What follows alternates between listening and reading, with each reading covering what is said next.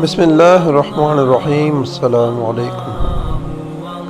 مولانا روم نے لکھا ہے کہ ایک دفعہ ایک شخص نے اللہ کی عبادت کرنا شروع کر دی اور پروردگار کی عبادت میں اتنا مشغول ہوا کہ دنیا میں سب کچھ چھوڑ چھاڑ کر اور سب کچھ بلا کر سچے دل سے اللہ کی رضا میں راضی رہنے کے لیے انسانیت کے راستے پر چل پڑا۔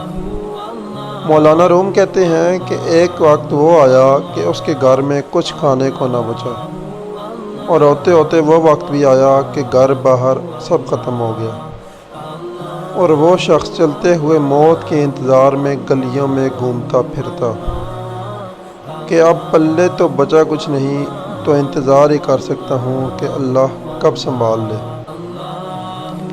ایک دن وہ شخص بیٹھا ہوا تھا کہ اس کے قریب سے ایک لمبی قطار میں گھوڑے گزرے۔ ان گھوڑوں کی سیٹ سونے اور چاندی سے بنی ہوئی تھی اور ان کی پیٹھوں پر سونے کے کپڑے پہنے ہوئے تھے۔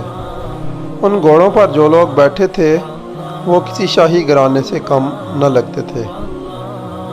ان کے سروں پر سونے کی ٹوپیاں تھیں اور ایسے معلوم ہو رہا تھا جیسے کوئی بادشاہ جا رہے ہوں۔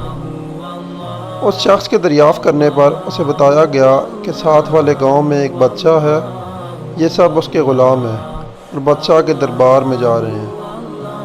وہ شخص کچھ دیر حیران ہوا کہ یہ حالت غلاموں کی ہے تو بادشاہ کی کیا حالت ہوگی۔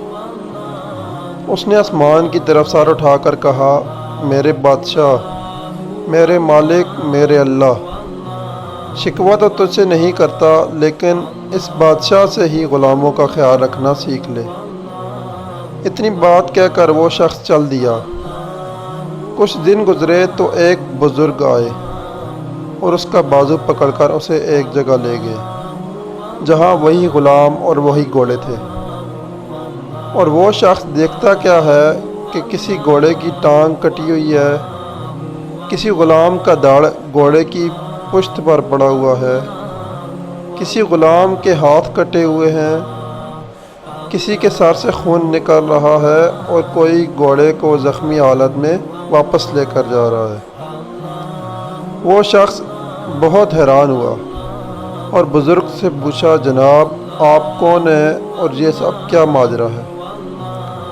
اس وقت اس بزرگ نے کہا کہ یہ وہی غلام ہیں جو اس دن سونے میں لپٹے ہوئے تھے، اور آج یہ ایک جنگ سے واپس آ رہے ہیں، اس لیے ان کی یہ حالت ہے۔